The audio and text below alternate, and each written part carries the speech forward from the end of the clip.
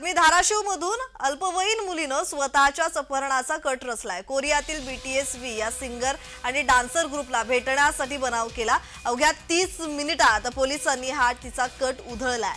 धाराशिवच्या उमरगा तालुक्यातील चित्रपटाला शोभेल अशी घटना घडली आहे। ॲक्च्युली हा बनाव होता।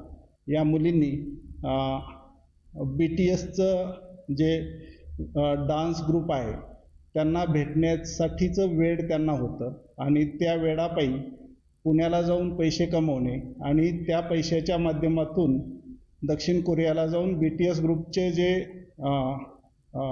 तिथे कलाकार आहेत त्यांना भेटणे हा त्यांचा उद्देश होता आणि त्याच्यासाठी त्यांनी हा बनाव केल्याचं निष्पन्न झालं। परंतु त्या मुलींची अगदी 30 मिनिटाच्या आत सुखरूप सुटका करून आपण त्यांना त्यांच्या पालकांच्या ताब्यात दिलेला आहे। नेमकं काय घडलंय पाहूयात। उमरगा तालुक्यातील निळू नगर तांडा येथे चित्रपटाला शोभेल अशी घटना घडली आहे। 3 मुलींनी कोरियन डान्स ग्रुप मध्ये जॉईन होण्यासाठी आपल्याच अपहरणाचा कट रचलाय। अवघ्या 30 मिनिटात तो कट पोलिसांनी उधळून लावलाय। उमरग्यातून पुण्यात जाऊन पैसे कमावून कोरियाला जाण्याचा कट मुलींनी केला।